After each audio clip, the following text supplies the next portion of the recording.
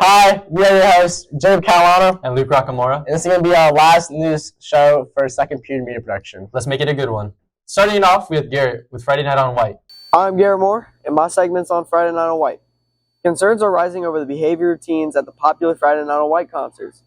After facing similar issues last year, town officials are once again struggling with disruptive incidents involving youths during this year's events. During the April 12th concert, police responded to fights while local businesses reported encountering disrespectful and disruptive behavior from teens.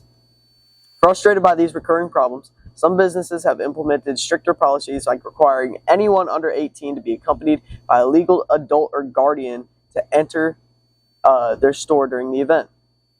Residents and business owners alike have expressed concern, emphasizing the importance of parents' responsibility in making sure these events remain safe and family-friendly. There's a growing problem that without significant change, Friday Night on White risks losing its community appeal. The town is responding with increased law enforcement and considering creating an 8 p.m. curfew for all people under 16 years old. Thank you, Garrett, on that segment on Friday Night on White. Next up, we have Miles with Summer Break. Hello, I'm Miles Hancock, and today we'll be talking about what our fellow students plan to do over summer break. I'm here with Josie Gagner. Josie, what are your plans for the break? My plans for this summer break are to work and to go to the beach. That's very interesting. We're here with Julian. King Julian, what are your plans for the summer? My plans are probably sitting by the pool with my friends and fishing and maybe riding my side-by-side some. Thank you so much, King Julian of the swim team. We're here with the Kates. Kate 1, what's your plan for the summer? I'm working a lot and I'm getting ready to go to college. Okay. Kate 2, your plans? I'm going to try to get a job because I need money. Okay, thank you, Kates. We're here with Dr. Thomas. Dr. Thomas, what are your plans over the summer break? I have plans or a purpose of the most interesting kind, Miles. I will spend my days contemplating the depths and mysteries of existence, going deep into myself in hopes of finding the origins of what it means to be human. Beyond that, I will be spending many of hours in what the English poet Wordsworth described as stressful idleness. I'm talking about golf, of course. When I am not thinking and writing and playing golf, I will be with my lovely wife, Suvi, from Finland, and our dogs in the garden, where we will eat finely and watch the sun set. Well, looks like our fellow students have a lot of fun things to do this break. Now back to you, Jacob and Luke. Thank you, Miles, for that wonderful segment on summer break. Next up, we have Logan with exam schedule. Thanks, Luke and Jacob. Can't believe we only got 4 weeks left of school. Final exams are just around the corner, taking place on May 24th through June 5th. Students, make sure you're in your exam room by 8:08 a.m. every day. However, most of the exam days are half days, and students will be dismissed around 12:30 p.m. Here is a testing schedule. May 23rd, review day. This is a normal school day. May 24th, English 2 and Algebra 1 EOC, normal classes and review for 11th and 12th graders. May 27th, no school, Memorial Day. Tuesday, May 28th, first period exam, half days begin. And then Wednesday, May 29th, second period, and so on until Wednesday, 5th, 7th period is the final exam day. And June 6th will be makeup days for teacher approval required. And June 7th is a teacher work day. Make sure you guys are studying for your exams and don't put it last minute and procrastinate. That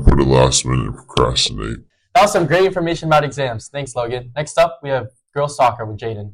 This year, the women's soccer team had a very successful season and are entering round 1 of state playoffs this week. Throughout the season, the team has showed outstanding strengths and teamwork, finishing the regular season with a record of 18-2. Junior Olivia Larte has led the team in goals with 32, and sophomore Kayla Rice led assists totaling 27 during the regular season. Defensive goalie Griffin Coward dominated and forced 10 shutouts and saved 73 shots so far. They won 9 out of 10 conference games, earning the title of conference champions. Clinched the conference championship. The Lady Patriots defeated Eastwake Eagles 4-1, and now they have the home field advantage during playoffs. Now to an interview with Griffin Coward, the goalie. What's your name? My name is Griffin Coward. And what position do you play for our soccer team? I play goalkeeper. And how long have you been on the team? I've been on the team since freshman year. How does it feel to finally be conference championships? It feels great. I mean, like, why not us? I don't understand why we haven't won it before, but I mean, we're here now, so it just feels great. How far do you think you're going to make it in the playoffs? I think we're going to make it all the way. We got a great team this year. Our team dynamic is we work really well together, and we have great chemistry. We've been going since December, so I don't see why not. I see us winning it all the way.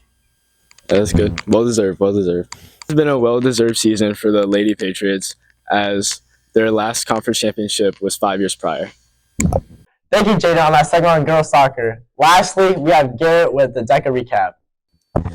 I'm Garrett Moore, and I'm here with Drew Bullock, and he was the only person to make it to DECA's ICDC this year. I'm going to ask him a few questions. So Drew, how was your experience at DECA ICDC? Did you like it? Oh, it was very fun. Going to California for 5 days on a school-sponsored trip is really amazing. Miss Bories and Mr. Jackson came. There was a lot of fun. We went out to eat sometimes, and I also did compete also, but going to Disneyland was also pretty fun. And did you learn anything from attending seminars or any speeches or anything like that? There was a speech by the high school executive president, who she was elected last year at ICDC, and they elected more this year. But she talked about her love for DECA, how DECA had really impacted her life, and that was a pretty good speech. And there's a lot of different people from a lot of different areas at ICDC. Did you meet any new people or see any cool people? I met some people from Ontario, and then also Texas and Florida. There were a lot of people there, and a lot of different DECA chapters. So like Florida, Texas, and Ontario, they would do different types of hats. So Ontario had a hat that said "We the DECA North," and then Texas had cowboy hats, and Florida had pontoon hats, and then North Carolina had we had bucket hats. So there was a lot of hats, which was pretty cool because when you were in the opening session, you got to look around and see how big each of the different states were. And what advice would you give to anybody who might go to ICDC in the future? Don't compete scared. If you compete scared, then you'll lose. If you compete as if you know you can be there, you got there for a reason, so you can compete how you know how to compete. Perfect. Thank you. Thank you, Garrett, for that splendid recap on DECA. We are your hosts, Jacob Catalana, and Luke Rockamora. and thank you for tuning in.